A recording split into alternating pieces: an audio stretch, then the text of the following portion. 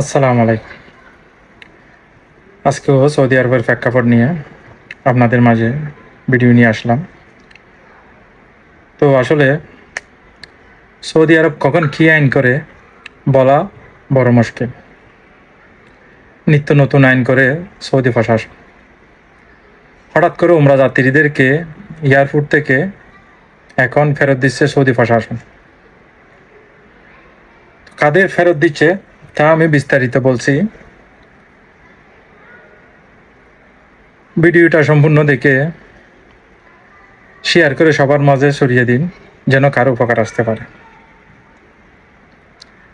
ওমরা করতে আসা যাত্রী যাদের বয়স ভালো করে বুঝে নেবেন। ওমরা করতে আসা যাত্রী যাদের বয়স 5 বছরের নিচে এবং 80 বছরের উপরে,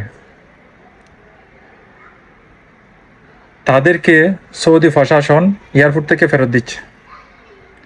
অর্থাৎ এখন থেকে 5 বছরের নিচে আর 80 বছরের উপরে কাউকে ওমরা করার জন্য অনুমতি দিবে না সৌদি প্রশাসন। এই আইনটি এখন নতুনভাবে করা হয়েছে। জানি না এই আইনটি কতদিন কার্যকর থাকবে। বাংলাদেশ থেকে কিন্তু এখন অনেকেই ফেরত যাচ্ছে। যারা উমরা ভিসা করছেন, টিকিটের টাকাও পে করছেন, আপনারা আসার চেষ্টা করবেন না। আপনারা এজেন্সি থেকে টাকাগুলো ফেরত নিয়ে নেবেন, না হলে আপনি ক্ষতির মুখে পড়বেন। কারণ সৌদি প্রশাসন আপনাকে, অর্থাৎ যাদের বয়স 5 বছরের নিচে এবং 80 বছরের উপরে, তাদেরকে ওমরা করার অনুমতি দিবে না, আপনাকে সৌদি আরব ঢুকতে দিবে না। আগে এই আইনটি ছিল না। এই আইনটি ইদানিং নতুন করা হয়েছে। তো সৌদি আরব কখন কী আইন করে আসলে বলা যায় না। যখনই মন চায় এদের, কারণ এই দেশটা হচ্ছে রাজতন্ত্র।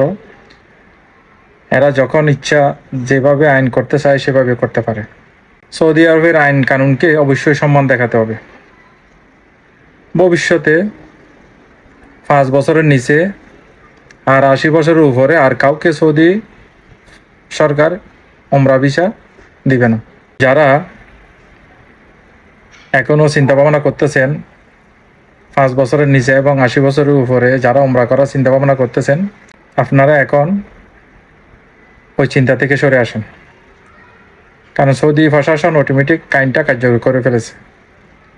আপনারা যদি আসেন, সৌদি প্রশাসন আপনাদেরকে উমরা করার জন্য অনুমতি দিবে না এবং আপনাদেরকে ফেরত দিয়ে দিবে।